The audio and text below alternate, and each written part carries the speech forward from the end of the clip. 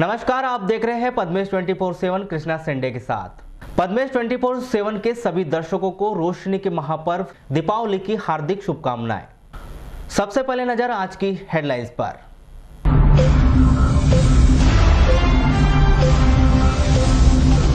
जिले भर में हर्षोल्लास के साथ मनाया गया दीपावली का त्योहार। दिन भर भीड़ से गुलजार रहे बाजार।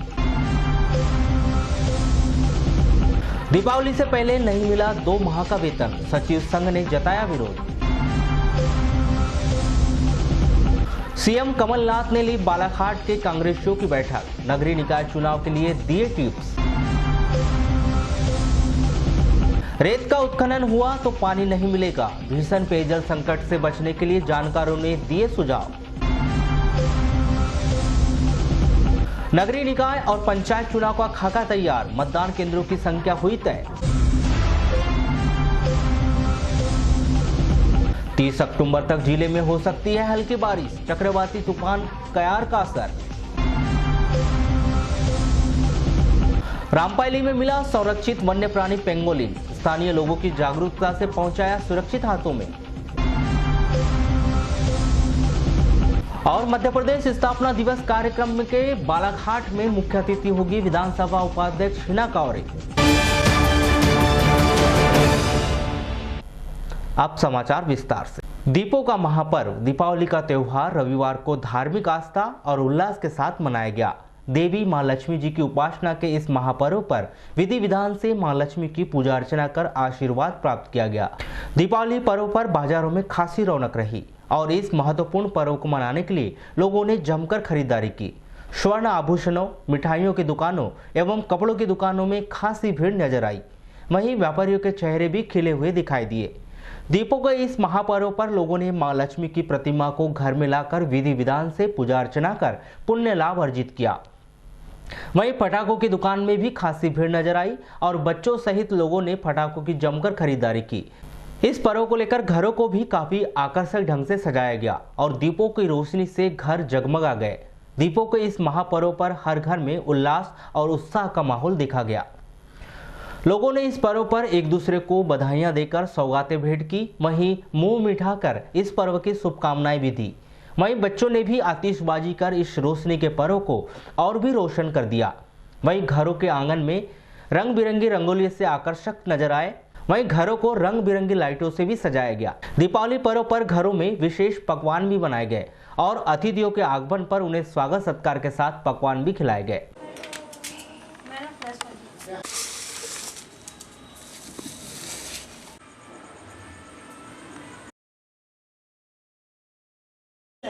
नहीं जला दे वाली जला दे।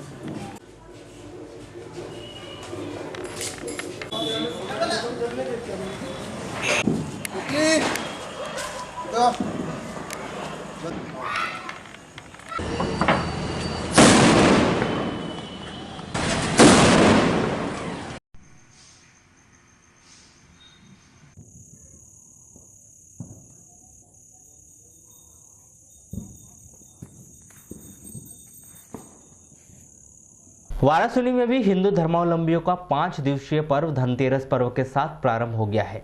प्रकाश पर्व के तीसरे दिन यानी रविवार को नगर सहित ग्रामीण क्षेत्रों में हिंदू धर्मावलंबियों के साथ गैर धर्मावलंबियों ने भी लक्ष्मी पूजा पर्व हर्षोल्लास के साथ भी मनाया। कार्तिक माह के कृष्ण पक्ष की अमावस्या की रात्रि में धन की देवी महालक्ष्मी की पूजा नगर के घर घर और प्रतिष्ठानों में संपन्न हुई। इस अवसर पर सभी ने एक दूसरे को बधाई प्रेषित की, जिसकी तैयारियां नगर में शाम से ही प्रारंभ हो गई, जिसमें जगह जगह लोग लक्ष्मी जी की पूजन की तैयारी में जुट गए और दीपक से अपने आंगन मकानों को रोशन किया, जिसमें बड़े बूढ़े युवा व बच्चों ने जमकर आतिशबाजी कर दीपोत्सव पर्व का आनंद लिया। इस दौरान लक्ष्मी पूजा को नगर में स्थित कपड़ा, बर्तन, ज्वेलर्स, मिठाइयां, मनहारी, रंगोली सहित अन्य दुकानों में काफी भीड़ नजर आई।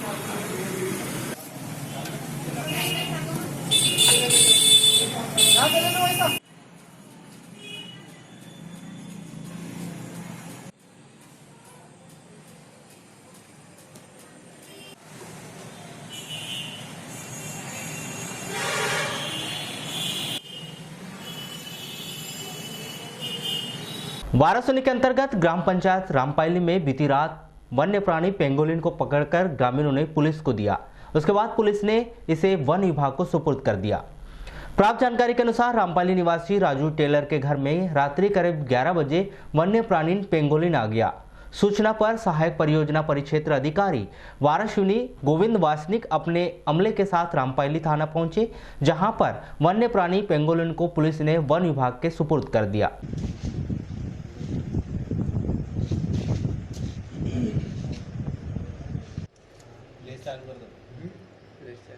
त्रिस्तरीय पंचायत चुनाव और नगरीय निकाय चुनाव की घंटी बजने के बाद मतदान केंद्रों की संख्या का खाका स्थानीय निर्वाचन के द्वारा तैयार कर लिया गया है। जिले के भीतर 689 पंचायतों के आंकड़े को पार करते हुए पंचायतों की संख्या 722 पहुंच गई। उसके साथ ही पंचायतों में मतदान केंद्रों की संख्या में भी बढ़ोतरी दर्ज की गई है। तो वहीं नगरीय निकाय चुनाव के लिए परिसीमन के बाद वालों की संख्या में बढ़ोतरी नहीं हुई। नतीजा मतदान केंद्रों की संख्या भी जस की तस बनी हुई है। नगरीय निकाय के आंकड़ों पर ध्यान दें तो कटंगी नगर पंचायत में 16 मतदान केंद्र, लांजी नगर पंचायत में 15 मतदान केंद्र, वारासुनी नगर पालिका में 23 मतदान केंद्र और सर्वाधिक सबसे बड़े जिला मुख्यालय स्थित बालाघाट नगर पालिका में 83 मतदान केंद्र होंगे। यह संख्या बीते चुनाव की संख्या से बिल्कुल मेल खाती है। मतलब कहीं भी मतदान केंद्रों की संख्या में कटौती या बढ़ोतरी नहीं की गई। इसी तरह पंचायतों के आंकड़ों के साथ साथ उनके मतदान केंद्रों में भी इजाफा दर्ज कर दिया गया है। बालाघाट जनपद पंचायत के अंतर्गत 236 मतदान केंद्रों के स्थान पर 242 मतदान केंद्र होंगे। लांजी में 221 के स्थान पर 226, किरणापुर में 233 के स्थान पर 244, बैयर में 135 के स्थान पर 139, परसवाड़ा में 140 के स्थान पर 144, बिरसा, वारासुनी और कटंगी में मतदान केंद्रों की संख्या में इजाफा नहीं किया गया है। पूर्व की तरह बिरसा में 196, वारासुनी में 199 और कटंगी में 238 मतदान केंद्र होंगे। तो वहीं खैरलांजी में 198 के स्थान पर 202 और लालबरा में 218 के स्थान पर 219 मतदान केंद्र बनाए जाएंगे। आपको बता दें कि इस तरह कुल जिले के सभी 10 जनपद पंचायतों में 2018 में हुए चुनाव की तुलना में 32 मतदान केंद्रों की संख्या बढ़ गई है, जिससे अब कुल मतदान केंद्रों की संख्या 2050 हो चुकी है। स्थानीय निर्वाचन शाखा के अधिकारियों के अनुसार पंचायतों की संख्या में इजाफा होने के साथ साथ मतदान केंद्रों की संख्या में भी बढ़ोतरी करना लाजमी हो चुका था। इन सब बातों को ध्यान में रखते हुए मतदान केंद्रों की संख्या बढ़ाई गई। ग्रीष्म ऋतु के समय जिला मुख्यालय सहित आसपास के क्षेत्रों में पेयजल संकट की समस्या से लोगों को खासी परेशानी हो चुकी है, जिसे देखते हुए अब जिम्मेदार भी नदी से रेत उत्खनन रोकने की मांग कर रहे हैं। नगर पालिका के पूर्व उपाध्यक्ष अनिल सोनी बताते हैं कि ढीमर टोला घाट से बीते वर्षों में जमकर रेत का उत्खनन किया गया है। इसमें उत्खनन करने वालों की गलती नहीं बल्कि शासन की गलती है, जिन्होंने इस घाट को ठेके पर दिया है। बारिश जो हुई है तो पूरी रेत यहाँ पे आ गई। सही बात है कि पिछली बार रेत नहीं होने से यहाँ पे नगर में पेयजल संकट उत्पन्न हो गया था। चूँकि यहाँ से रेत लगातार दिन भर रात भर ले जाई जाती है, इसलिए यहाँ पे रेत ख़त्म हो जाती है और घाट पूरा खोखला हो जाता है और पेयजल संकट उत्पन्न होने की स्थिति यहाँ पे आ गई थी। तो रेत जो ले जाते हैं वो रेत अवैध नहीं है, शासन उसका ठेका करता है, इसलिए ठेकेदार रेत ले जाता है। तो हमारी मध्य प्रदेश शासन से अपील है कि इस घाट के रेत का ठेका ना दिया जाए, ताकि यहाँ का वाटर लेवल बना रहेगा, तो 12 महीने नगर में नागरिकों को पानी पर्याप्त मात्रा में उपलब्ध होते रहेगा। और नदी की जो सुंदरता आप देख रहे हो कि इतनी अच्छी रेत आ गई है। लोग यहाँ पे प्रतिवर्ष पिकनिक मनाने भी आते थे, लेकिन रेत के यहाँ पे ले जाने से पूरे गड्ढे हो जाते थे, तो लोग यहाँ पे पिकनिक मनाने नहीं आते थे और पूरा सौंदर्य यहाँ का ख़त्म हो जाता था। तो इतना अच्छा नदी का सौंदर्य यहाँ पे दिख रहा है, तो हम शासन से अपील करते हैं कि इस घाट का ठेका नहीं होना चाहिए। नगर पालिका के उपयंत्री और पेयजल व्यवस्था प्रभारी सुरेंद्र रांगडाले बताते हैं कि छिंदलई घाट से लेकर जागपुर घाट तक वैनगंगा नदी में विभिन्न योजनाएं शुरू की गई, जिस कारण पानी की मांग बढ़ गई और नदी में रेत नहीं होने से यह जल्दी से जल्द सूख गई। एक तो क्या रहा कि पिछले वर्ष थोड़ा सा जल संकट की स्थिति बनी और उसके कुछ कारण में ये रहे कि नगर पालिका फिल्टर प्लांट के ऊपर जो 2-3 नए फिल्टर चालू हो गए, उन्होंने पानी लिया 105 गांव के, और बाकी माइनिंग का है, भटेरा का है, छिंदलई का है, और उधर से जो पानी आना था वो नहीं आया। दूसरा, रेत का उत्खनन भी हुआ, उसके कारण जो नदी रिचार्ज रहती थी उसमें भी कमी आई। इन सब कारणों से पिछले वर्ष में जल संकट की स्थिति बनी। सर, इस बार पानी बरसात काफ़ी अच्छी हुई है और रेत भी काफ़ी अच्छी आई है। क्या आप लोगों के द्वारा ऐसा कुछ पत्र व्यवहार किया गया है कि वहाँ पे अवैध खनन या नीलामी पर रोक लगाने की मांग की गई हो? हाँ, पत्र जारी किए हैं जिला प्रशासन को। सर क्या लिखा है, सर क्या उल्लेख किया है सर उसमें? अब भविष्य में जल संकट ना हो इस दृष्टि से उस क्षेत्र का में रेत उत्खनन नहीं होगा तो थोड़ा सा स्टोरेज ज़्यादा रहेगा नदी में। माननीय अध्यक्ष महोदय के द्वारा भी पत्र जारी किया गया है, लिखा गया है। इसके पहले भी उनके द्वारा कहा गया है कि जिस क्षेत्र में हमारा जल भराव क्षेत्र रहता है, मतलब भटेरा से लेके नगर पालिका ये स्टाफ डैम तक, इस क्षेत्र में रेत का उत्खनन ना हो तो अच्छा रहेगा। नगरपालिका अध्यक्ष अनिल धुवारे तो सीधे सीधे शासन से यही मांग करते हैं कि छिंदलई घाट से लेकर जागपुर घाट तक रेत उत्खनन पर रोक लगा देना चाहिए, वरना आगामी समय में पेयजल संकट की भीषण समस्या वाप्त होगी। हम लोग चाहते हैं कि इस बार पहले ऐसा है कि 1-2 जगह ही पानी नगर नदी से खींच के ले जाया जाता था, वारासुनी, बालाघाट। अब तो छिंदलई से लेके तो बालाघाट तक लगभग सभी जगह पेयजल योजना हो गई और वहाँ का पानी खींच करके सभी लोग नदी का पानी ले रहे हैं। अगर मान लो पिछले वर्ष अनुसार इस वर्ष भी अगर वहाँ से रेत का उत्खनन किया गया तो पानी की दिक्कतों का सामना करना पड़ेगा।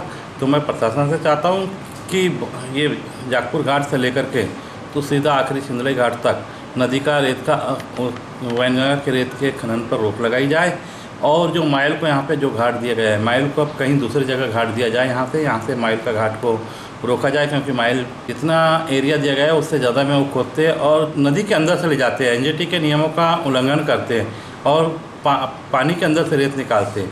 तो मैं चाहता हूँ शासन को और खनिज विभाग को कि इसे तत्काल रोके और रेत खनन पर, वैनगंगा नदी के रेत खनन पर यहाँ पे तत्काल रोक लगाए। अरब सागर में बन रहे चक्रवाती तूफान के कारण बालाघाट जिले में भी 30 अक्टूबर तक इसी तरह हल्की बारिश के आसार बने रहेंगे।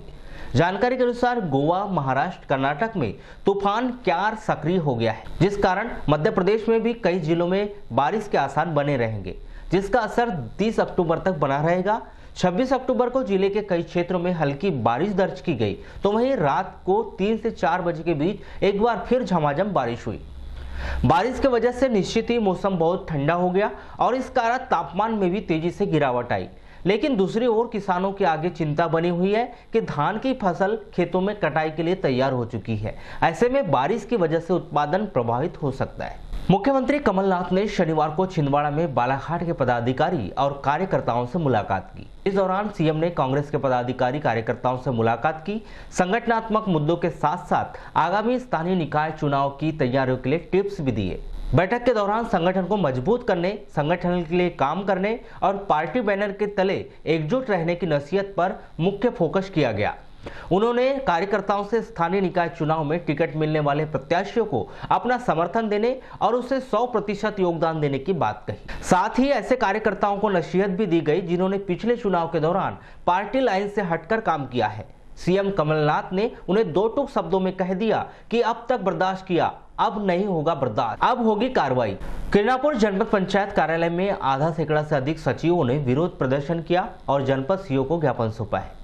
सचिवों ने बताया कि खैलांजी और किरणापुर जनपद पंचायत में बीते 2 माह से सीओ की लापरवाही की वजह से दीपावली के महीने में सचिव को वेतन का भुगतान नहीं हो सका है, जिस कारण उन्हें भारी परेशानियों का सामना करना पड़ रहा है। सर जी, हमारा 7/8/2019 को 1,02,30,000 रुपये सचिव लोगों को वेतन भुगतान हेतु अलाटमेंट आया था, जिसमें से मई, जून, जुलाई और अगस्त का पेमेंट हमको मिल चुका है। उसके बावजूद भी हमारे जनपद पंचायत में करीब 23 लाख रुपए शेष रहने के बावजूद भी हमें वेतन भुगतान नहीं किया जा रहा है माह सितंबर का।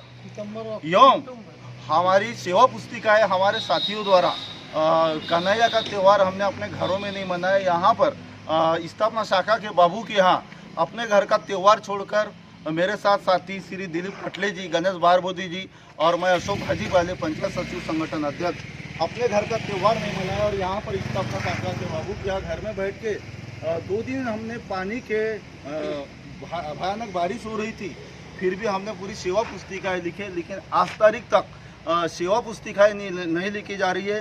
तत्कालीन सीओ महोदय श्री माड़ावी सर थे यहाँ पर, उन्होंने अपने तत्कालीन सीओ माड़ावी सर ने शाखा प्रभारी को सेवा पुस्तिका का संधारण करने के लिए कहा था, लेकिन आज तक सेवा पुस्तिकाओं को भी संधारण नहीं किया जा रहा है।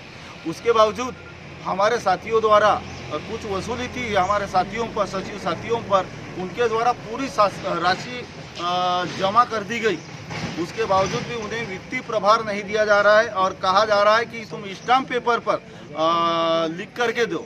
तो ये कहाँ का न्याय है सर? कोई स्टाम्प पेपर पर लिख के दिया नहीं जाता कि मेरे ऊपर कोई शासकीय धनराशि नहीं है।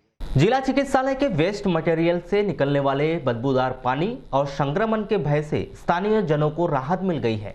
बीते दिनों जिला अस्पताल के द्वारा योजनाबद्ध तरीके से कार्य किया गया और लगातार वेस्ट मटेरियल और निकलने वाले गंदे पानी को स्वच्छ करने पर प्लांट लगाया गया, जिससे स्थानीय जनों को राहत मिल गई है। क्या हुआ, आज से 2 साल पहले मैं कलेक्टर साहब और जिला चिकित्सालय सीओमओ इनसे मिला था और ये पूरा वार्ड का गंदा पानी मेरे वार्ड में होते हुए सीधा वो श्रीवास्तव गली से होते हुए सीधा वो रेलवे क्रॉसिंग तक जाता था। फिर उसके बाद मैंने जब कलेक्टर साहब से मिला था और सीएमओ साहब से मिला था, जिला चिकित्सालय सीएमओ से, तो उनने उसका ये निराकरण निकाले कि उसमें जो पानी छन के आता, जो फिल्टर, जो गंदा पानी जो उनमें फिल्टर लगा है, वो फिल्टर से छन के पानी आ रहा है, गंदा पानी अभी कहीं से नहीं आ रहा। तो फिलहाल कोई समस्या नहीं है? नहीं, अभी तो कोई समस्या नहीं। और दूसरी बात, ये जिला चिकित्सालय हॉस्पिटल आज से 25-30 साल पहले से स्थापित हुई और वो पानी कहीं ना कहीं तो जाएगा, चाहे सामने से निकालो या पीछे से निकालो, तो पानी अब पीछे से जा रहा है लेकिन वो पूरा छन के जा रहा है, साफ जा रहा है पानी। मध्य प्रदेश शासन उच्च शिक्षा विभाग के द्वारा जून माह में छिंदवाड़ा यूनिवर्सिटी की स्थापना की गई, जिसका संचालन बमुश्किल अक्टूबर माह में शुरू हो सका, जिसके अधीन वर्तमान सत्र में निजी कॉलेज के संचालक स्वीकृति दिखाने में रुचि नहीं दिखा रहे।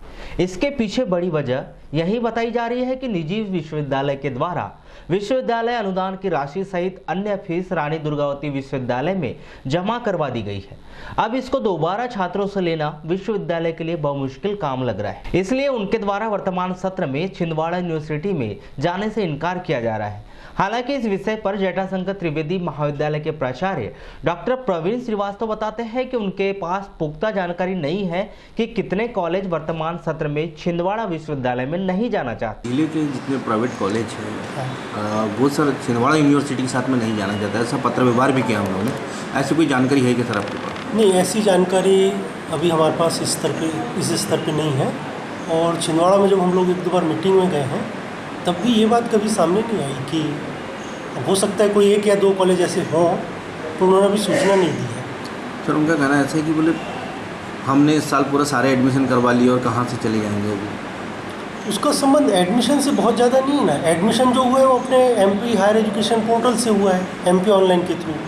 जो महत्वपूर्ण बात है कि नामांकन कहाँ है, तो नामांकन के लिए ये बात बिल्कुल निर्धारित हो गई है कि फर्स्ट ईयर UG लेवल का और PG लेवल का फर्स्ट सेमेस्टर, ये दोनों आपके छिंदवाड़ा यूनिवर्सिटी से एफिलिएशन होगा। 2 नवंबर को मध्य प्रदेश स्थापना दिवस समारोह के मुख्य कार्यक्रम में विधानसभा उपाध्यक्ष हिना कांवरे मुख्य अतिथि होगी। मध्य प्रदेश शासन के द्वारा अलग अलग जिलों में अलग अलग मंत्रियों को मुख्य अतिथि बनाए जाने की सूची तैयार की गई है, जिसमें विधानसभा उपाध्यक्ष हिना कांवरे बालाघाट और खनिज संसाधन मंत्री प्रदीप जायसवाल सिवनी में मुख्य समारोह में मुख्य अतिथि रहेंगे। जनपद पंचायत वारासुनी के अंतर्गत ग्राम पंचायत मेंढकी निवासी जागेंद्र बिसेन पर बीती रात जंगली सुअर ने हमला कर दिया, जिससे जागेंद्र घायल हो गया। प्राप्त जानकारी के अनुसार मेंढकी निवासी जागेंद्र पिता मानिकचंद बिसेन बीती रात वारासुनी से अपने घर मेंढकी जा रहा था, तभी अचानक डोंगरगांव पहाड़ी के पास जंगली सुअरों के झुंड ने जागेंद्र बिसेन पर हमला कर दिया, जिससे वह पूरी तरह से घायल हो गया। जिसके बाद उसके साथियों ने सुअरों को भगाया और इसकी सूचना उन्होंने परिजनों को दी, जिससे जागेंद्र को रात्रि में घर में लाकर वहां के डॉक्टरों से उपचार कराकर सुबह उन्हें शासकीय सिविल अस्पताल में भर्ती कराया गया, जहां उनका उपचार जारी है। इस घटना में जागेंद्र को चेहरे पर और अन्य शरीर के हिस्सों में चोटें आई है। ये गाड़ी से जा रहे थे वाराणसी से, तो सुअर के हमला कर दी, यानी पूरी करप पे करप ने। किसके ऊपर? वो हमारे लड़के के ऊपर। वो कहाँ से कहाँ जा रहा था? वाराणसी से मेंढकी जा रहा था। वाराणसी से मेंढकी जा रहा था, कहाँ पे करी हमला? ये डोंगरगांव के पास, पहाड़ी के पास। तो फिर अपने आपको कैसे सूचना पे? वो हमारे यहाँ एक कलाल लड़का आया, उसने बताया, तो फिर उसको लाए। चलते चलते एक नजर आज की हेडलाइंस पर एक बार फिर।